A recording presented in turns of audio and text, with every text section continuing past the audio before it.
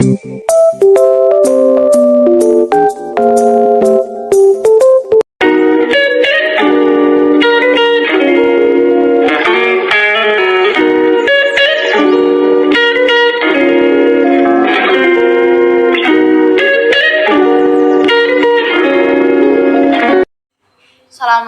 warahmatullahi wabarakatuh.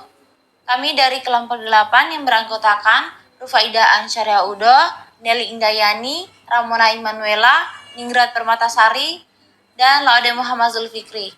Di sini kami akan membahas mengenai konsep medis dan konsep ASK pneumonia.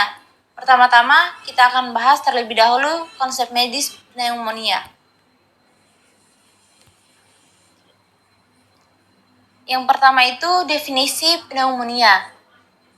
Menurut Nur Arif dan Kusuma 2016, pneumonia adalah salah satu penyakit infeksi peradangan akut parenkim paru yang biasanya dari suatu infeksi saluran pernafasan bawah akut dengan batuk dan disertai sesak nafas disebabkan agen infeksius seperti virus, bakteri, mikoplasma, dan aspirasi substansi asing berupa radang paru-paru yang disertai eksudasi dan konsolidasi.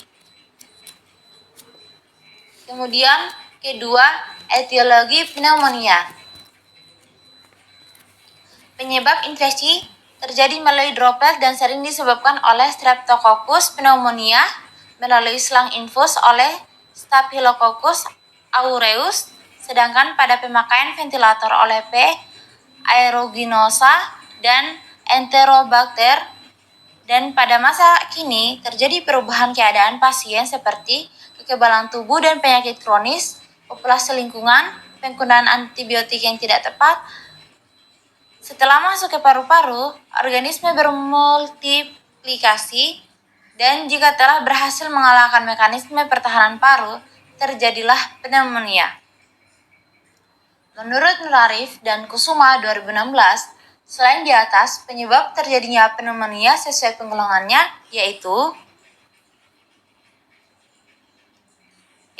bakteria yang terdiri dari Diplococcus pneumonia, Pneumococcus, Streptococcus, Haemolyticus, Streptococcus aureus, Haemophilus influenzae, Mycobacterium tuberculosis, serta Bacillus Friedlander.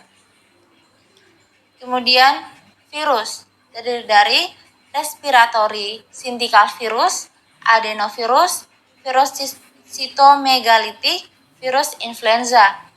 Kemudian ketiga itu Mycoplasma pneumonia. Keempat itu jamur yang terdiri dari Histoplasma capsulatum, Cryptococcus neuraformans, Blastomyces dermatitides, Coccidioideomyces aspergillus species, serta Candida albicans. Kemudian aspirasi yang terdiri dari makanan, kerosene, yaitu seperti bensin, minyak tanah, serta cairan aminon, benda asing. Kemudian yang kelima pneumonia hipostatik, keenam sindrom Leffler. Selanjutnya, manifestasi klinis pneumonia. Menurut Brunner dan Sudar 2011, gambaran klinis beragam, tergantung pada organisme, penyebab, dan penyakit pasien. Seperti 1. Menggigil mendadak dan dengan cepat berlanjut menjadi demam, yaitu 38,5 derajat Celcius sampai dengan 40,5 derajat Celcius. Selanjutnya, nyeri dada pleuritik yang semakin berat ketika bernafas dan batuk. Selanjutnya, pasien yang sakit parah mengalami tachypnea berat. Itu 25-45 kali pernafasan per menit. Dan dyspnea, orthopnea ketika tidak disanggah. Kemudian, nadi cepat dan memantul dapat meningkat 10 kali lipat per menit per 1 derajat peningkatan suhu tubuh dalam ukuran Celcius. Kemudian bradikardia relatif untuk tingginya demam menunjukkan infeksi virus infeksi Mycoplasma atau infeksi organisme Legionella.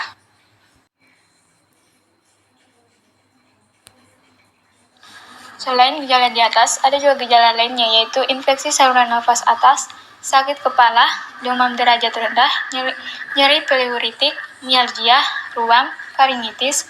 Setelah beberapa hari, spurum mukoid atau mukopuluren dikeluarkan. Selanjutnya ada pneumonia berat. Gejalanya yaitu pipi memerah, bibir dan bantalan kuku menunjukkan sianosis sentral.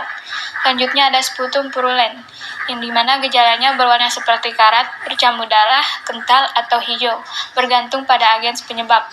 Selanjutnya ada nafsu makan buruk. Pasien mengalami diaforesis dan mudah lelah. Tanda dan gejala pneumonia dapat juga bergantung pada kondisi utama pasien. Misalnya, tanda berbeda dijumpai pada pasien dengan kondisi seperti kanker dan pada mereka yang menjalani terapi imunosupresan yang menurunkan resistensi terhadap infeksi. Yang keempat, patofisiologi atau jalan penyakit pneumonia, yaitu reaksi inflamasi dapat terjadi di alveoli yang menghasilkan eksudat yang mengganggu difusi oksigen dan karbon dioksida.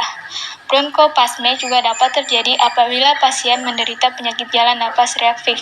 Bronkopneumonia, bentuk pneumonia yang paling umum menyebar dalam model bercak yang meluas dari bronki ke parenkim paru sekitarnya.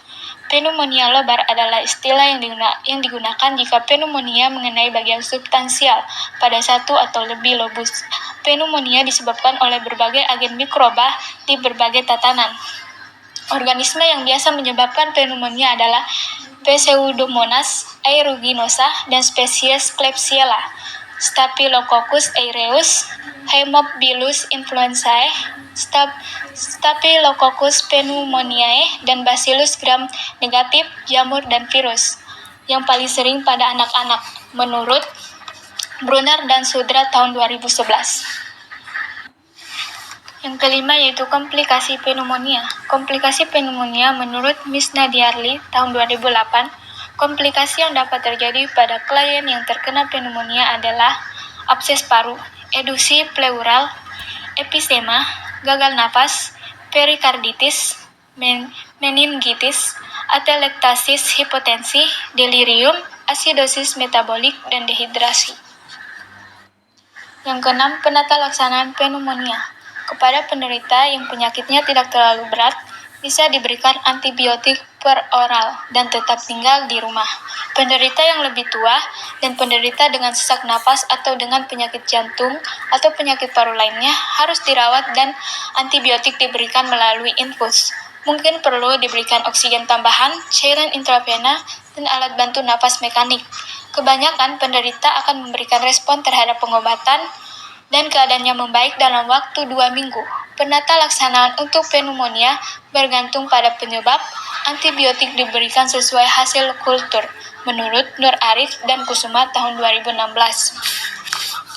Yang ketujuh yaitu pemeriksaan penunjang.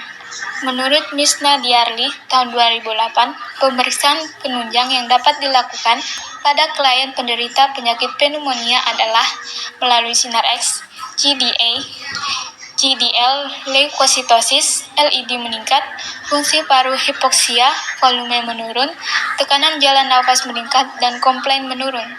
Elektrolit Na dan Cl mungkin rendah, bilirubin meningkat, dan aspirasi atau biopsi jaringan paru.